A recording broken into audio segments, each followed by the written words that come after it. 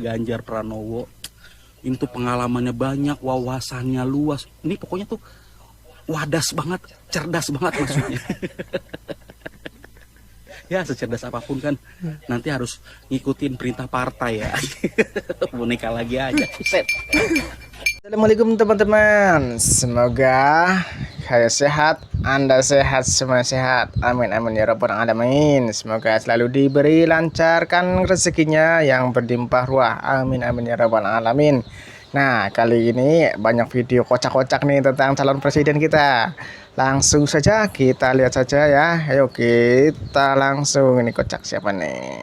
Let's go. Gua nggak tahu gimana perasaan dia nanti kalau sampai pemilu ini kalah lagi.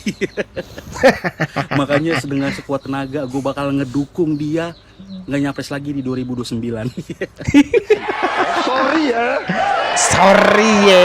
Sorry ya. Sorry ya. Mohon bersabar, ini ujian. Mohon ditahan emosi, mohon ditahan. Saya tidak takut tidak punya jabatan, Mas Anies. Beliau sendiri menyampaikan bahwa tidak berada dalam kekuasaan membuat tidak bisa berbisnis. Banyak aset saya, pabrik saya yang mandek karena saya tidak dapat kredit, karena saya tidak berkuasa 20 tahun. Kekuasaan lebih dari soal bisnis, kekuasaan soal kehormatan untuk menjalankan kedaulatan rakyat.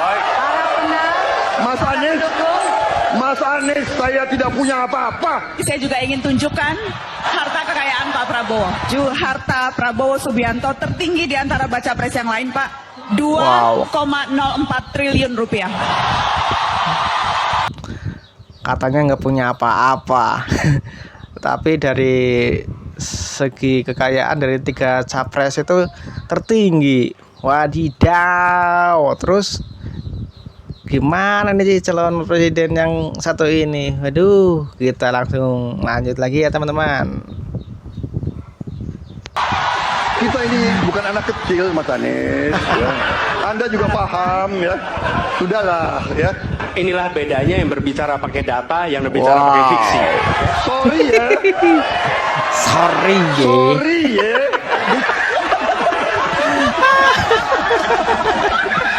Hai kaum munafikun. Hai antek-antek asing. Bener juga ya. Gibran bersama rakyat Selalu Indonesia. jangan antek-antek asing mulu dari dulu. yang dipakai konsultan asing Wah, nggak mikir, jadi nggak mikir ini memecah belah rakyat atau Waduh. tidak, ini mengganggu ketenangan rakyat atau tidak, ini membuat rakyat khawatir atau tidak, ini membuat rakyat takut, nggak peduli. Nah, konsultannya konsultan asing. Terus yang konsultan asing siapa? Ngomong-ngomong. Ini apa? Ini apa? wow. Ini apa? Ini apa? Ini apa? Ini apa? Ini apa? Ini apa? Ini apa? Enak banget ini. Ini apa? Ini apa? Mohon bersabar, ini ujian. Mohon ditahan emosi, mohon ditahan emosi. Jelaskan apa yang bisa dibuka, jelaskan apa yang tidak bisa dibuka. Sederhana. Ini bisa dibuka, itu nggak bisa dibuka. Gitu, simple. Harus bisa menjawab dan jangan berlindung di dalam kerahasiaan ketika tidak bisa. Terima kasih untuk Bapak Anies Baswedan karena sudah menunjukkan ketidakkapabilitian Bapak untuk menjadi seorang presiden. Ini hanya soal pertahanan. Sesimpel soal pertahanan yang hanya segelintir dari sekian banyak tugas presiden dan juga para menterinya. Tapi Bapak tidak mengerti apa yang menjadi kerahasiaan negara dan apa yang dapat dipublikasikan kepada media atau dunia. Jadi menurut saya tidak ada salahnya Bapak untuk memataskan diri, belajar lagi 5 tahun ke depan, lalu mungkin kita akan review lagi 5 tahun yang akan datang. Terima kasih Pak. Stop. Dari si abang tadi ya, menurut saya tuh ya kurang setuju lah dengan apa yang tadi. Tadi kan Pak Anies sudah mengatakan kalau bisa yang dibuka ya dibuka, kalau yang nggak bisa dibuka ya nggak usah gitu. Nah, seperti anggaran kemarin kan yang buat beli alutsista kan transparan aja gitu. Buka aja nggak apa-apa, itu kan masyarakat berhak tahu. Itu kalau yang kerahasiaan negara ya itu nggak boleh dibuka ya why not, kita nggak bisa ya, itu kan emang rahasia negara. bilang aja itu rahasia negara, dan yang nggak bisa dibuka ngomong aja gitu, nggak usah berbelit-belit. Itu tadi maaf saja, itu si abang tadi kayak kurang setuju. Oke, langsung lanjut saja ya. Bang, food estate kan program jangka panjang, gagal sekarang gak ada masalah, ntar kedepannya berhasil kan demi kepentingan rakyat bersama juga. Oke, kita doain semoga berhasil. Walaupun sebenarnya food estate ini zaman Soeharto udah ada dan gagal, dan sekarang juga banyak sekali warga yang mengeluhkan. Cek aja beritanya, berhamburan rakyat menderita di sekitarnya karena food estate. Ya kita doain semoga berhasil. Tapi mirisnya Jokowi udah pakai anggaran triliunan buat food estate, dipakai lagi triliunan buat IKN, seolah-olah nggak ada rakyatnya sekarang nih di Indonesia. Ntar 10 tahun 20 tahun baru ada rakyatnya yang masuk ke Indonesia. Padahal boleh pakai untuk kepentingan rakyat ke depannya, tapi jangan seolah-olah rakyat sekarang ini nggak dianggap. Ntar kalau misalnya food estate atau IKN jadi berhasil, nama Jokowi masuk di sana seolah-olah dia yang mengawali. Miris dan egois. Oh iya, masalah program Menhan yang rahasia dan gak dijawab di debat, termasuk masalah food estate, gue tuh baru ngeh guys, ternyata memang setelah gue amati, gue analisa, gue observasi, ternyata memang sebenarnya food estate itu rahasia, itu gak bisa sembarang dibuka, gak bisa. Nih, tapi memang kalau kalian gak ngerti, kalian gak paham, dan intinya kalian low mind, kalian gak akan nyampe menurut gue untuk berpikir kalau food estate ini adalah proyek rahasia dan itu nggak bisa dibuka ke publik anggarannya, transparan dong bang. Pokoknya ini nggak bisa direcahin gitu anggarannya, bla bla bla bla, larinya buat apa, itu nggak bisa food estate. Karena apa? Karena lu bayangin coba, food estate itu kan yang diberi tanggung jawab sama Pak Jokowi ke Menhan, ke Pak Prabowo ini adalah food estate singkong, penanaman singkong gitu kan, sisanya diurus oleh Kementerian Pertanian kan. Nah, orang-orang tuh banyak yang bilang kalau food estate Pak Prabowo ini berhasil, yaitu nanam singkong, tumbuhnya jagung. Lu bayangin negara mana yang bisa? Gue nggak yakin kalau Jepang, Cina, Amerika juga bisa nih nanam singkong, tumbuh jagung. Jadi menurut gue ini teknologi yang nggak boleh dibuka sih, nggak boleh nih. Jangan sampai negara lain tahu, jangan sampai negara lain tahu kalau misalnya Indonesia punya teknologi di mana nanam singkong, tumbuh jagung ini, jangan sampai. Cukup di-keep aja, udah paling bener, dirahasiain, cukup di-keep aja ini. Wah gila, gue baru ngeh dan amazed gak sih kalian? Gila. Buat ketiga calon presiden kita, yang pertama Pak Prabowo, lucu nih pantang menyerah. Gua nggak tahu gimana perasaan dia nanti kalau sampai pemilu ini kalah lagi. Makanya dengan sekuat tenaga gue bakal ngedukung dia nggak nyapres lagi di 2029. Yang kedua ada Pak Anies. Ini tuh banyak banget gagasannya. Relawan lain tuh masih berdebat sana sini, relawan dia makin solid. Ini tuh bakal ngebuktiin kalau sesolid apapun bakal tetap kalah. Yang ketiga ada Pak Ganjar Pranowo. Ini tuh pengalamannya banyak, wawasannya luas. Ini pokoknya tuh cerdas banget, maksudnya. Ya secerdas apapun kan nanti harus ngikutin perintah partai ya. Menikah lagi aja. Butuh kerukunan keselamatan. Jangan karena ambisi ingin jadi presiden, ingin jadi wakil presiden, seenaknya bicara ya. Ini saya kira tidak pantas. Saya ya terus terang aja saya agak kecewa. Sahabat Ecet, ini luar biasa. Sahabat saya tadi menyampaikan bahwa beliau pelaku yang mencoblos 02, kemudian berjuang, berdemo, mengepung KPU, mengepung Bawaslu demi ambisi Prabowo menjadi presiden. Karena tempo hari Prabowo bilang bahwa pemilu 2019 ini curang, maka harus dilawan. Kemudian pendukungmu turun ke jalan, berhadapan dengan aparat, bahkan sampai ada yang meninggal. Anda sendiri yang selonong boy. Anda sendiri yang tidak punya etika. Luar biasa ya. Ini kalau sudah dipancing-pancing 2019, rakyat kemudian memorinya langsung muncul kembali. Bagaimana perjuangan emak-emak, umat Islam, para ulama untuk memperjuangkanmu. Tapi kau sendiri yang meninggalkan rakyatmu. Apa yang dikatakan Anda mencintai rakyat? Sebelah mananya Anda mencintai rakyat? Luar biasa ini ya.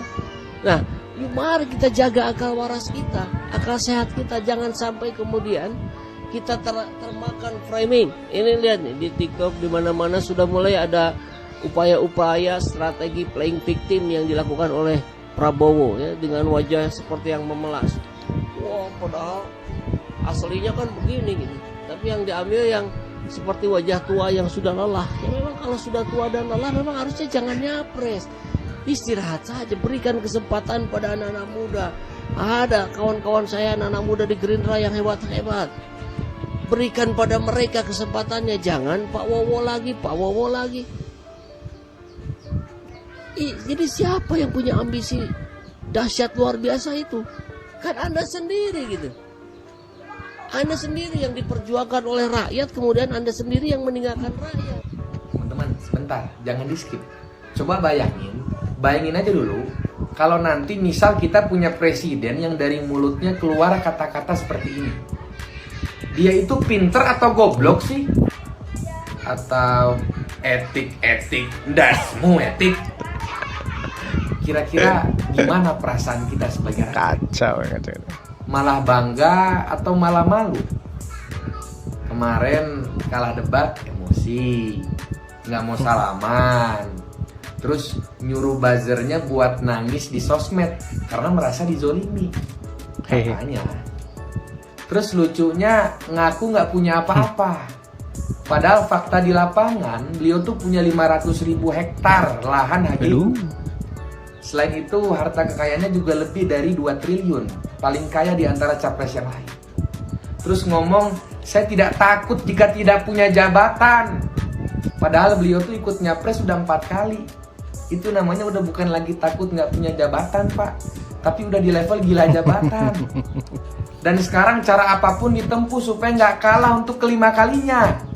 Walaupun konstitusi harus ditabrak, hukum harus dilanggar, undang-undang harus dirubah. Yang penting beliau jadi presiden. Itulah demokrasi di negara kita itu, teman. Dikatain gop bintang-bintang oleh Prabowo, begini respon Anies. Kok bisa? Pak, gimana tanggapannya? Tanggapan apa? Ini saya lagi beres-beres dulu, ini mau bagi-bagi buat tetangga sebelah. Tapi tuh bagus sih kalendernya. Apa tadi bilangnya? Itu kan Pak Anies dikatain gop bintang-bintang tuh. Gimana responnya? Itu selalu yang disebut-sebut sebagai framing. Kemarin ada konser nangis pekan 2 katanya, tapi gagal dan berulang. Karena besoknya langsung Pak Prabowo ngomong kasar, ngomong gop, ngomong tol, menyamakan Pak Anies dengan binatang. Tuh sampai batuk saya. Itu framing yang dibulak-balik. Jadi kita ini harus betul-betul hati-hati ya. Kita harus sampaikan ke semua, ke sahabat-sahabat, teman-teman, anak-anak, bahkan anak-anak kita yang udah nyoblos tuh hati-hati tuh ya. Jangan termakan framing di berbagai media sosial. Tapi kita coba lihat apa respon Pak Anies. Ketika tahu Pak Anies dikatai gop oleh Pak Prabowo, beliau bilangnya matur nuwun Pak Prabowo. Dahsyat, luar biasa itu. Keteladanan itu namanya. Tapi kita sebagai rakyat harus hati-hati ya dengan framing-framing. Termasuk ini nih, misalkan nih dibilang nanti kalau Anies menang tidak akan ada lagi BLT. Oh salah, BLT makin gede, harga sembako terjangkau, naik gaji, gampang dapat kerja, BPJS lebih ringkas, koruptor dimiskinkan. Kalau jadi mau tonton versi panjangnya, lihat di YouTube saya Saiful Jaman Channel. Tampak jelas bahwa beliau sangat emosional ya, khususnya kalau udah dengar suaranya paslon nomor 1 ya. Itu seperti kayak musuh bebuyutan, karena yang satu merasa saya dulu bantu kamu jadi gubernur DKI, kok kamu sekarang kayak begitu. Ya gitu. Yang ketiga, menurut saya dia juga tidak memiliki manajemen waktu yang baik. Kenapa demikian ya? Karena kami ya sebagai orang yang biasa diskusi di internasional, kalau kemudian panitia mengatakan you have 3 minutes ya, itu ya kita harus selesai dengan 3 menit. Jangan kemudian dikatakan ya saya nggak punya waktu, ini waktunya cuma terbatas. Bagaimana saya menjelaskan? Harusnya dia bisa. Yang kemudian Anda tahu ya, kalau beliau nanti jadi presiden, kalau dia sikapnya emosional seperti itu dan kemudian memaksa orang untuk menerima pendapat dia tapi dia nggak mau menerima pendapat lain, bagaimana dia melakukan diplomasi internasional? Jangankan di negara. Halo Ibu Sri. Iyo, maaf ini kami jago su telepon siang-siang ini. Ada mau minta bantu sedikit ini Ibu Sri. Tidak habis saya lihat ini ya, kami jago lihat ini di dalam scroll TikTok ini, konten-konten ini banyak yang mereka ini kepala batu ini dari paslon 02 punya pendukung. Iyo, mereka itu kayak bicara bahwa 01 itu hanya pintar bicara, tidak hanya bicara data. Iyo, coba bantu jelaskan sedikit ke mereka ini. Iyo, tolong Ibu ya. Ini saya kasih speaker lah, Ibu bicara dengan mereka ini ya. Oke. Ini Ibu. Bicara sudah. Mereka dengar ini. Negara yang mau baca data, itu biasanya rasionalitasnya menjadi terlatih. Emosinya menjadi lebih bisa dikelola. Orang yang nggak bisa baca data, mudah sekali diprovokasi. Kasih sedikit, dikilik-kilik, emosi. Mengilik emosi itu gampang banget. Entah karena sentimen suku, agama, ras, nasionalisme, ketidakadilan. Itu very easy to provoke. Dan once Anda masuk di dalam perangkap emosi, ya sama seperti kehidupan sehari-hari. Kalau Anda tiap hari emosi terus, orang juga ngeliat kalian udah ogah. Ini manusia kayaknya labil banget sih. Nggak reliable. Aku nggak bisa diajak ngomong, kayaknya nggak bisa. Kan kayak gitu. Kalau satu orang aja udah bikin sakit perut, apalagi seluruh negara dibikin emosi. Jadi saya akan mengatakan menjelang nih mau pemilu, Anda boleh berbeda pilihan siapa saja yang Anda pilih. That's really your hak sebagai warga negara. Tapi gunakan secara rasional. Baca data, baca statement. Oke Ibu, iya. Oke, segini saja ya teman-teman videonya ya teman-teman. Kita ketemu lagi di video selanjutnya. Salam akal sehat. Sampai ketemu di video selanjutnya. Wassalamualaikum warahmatullahi wabarakatuh. Ciao.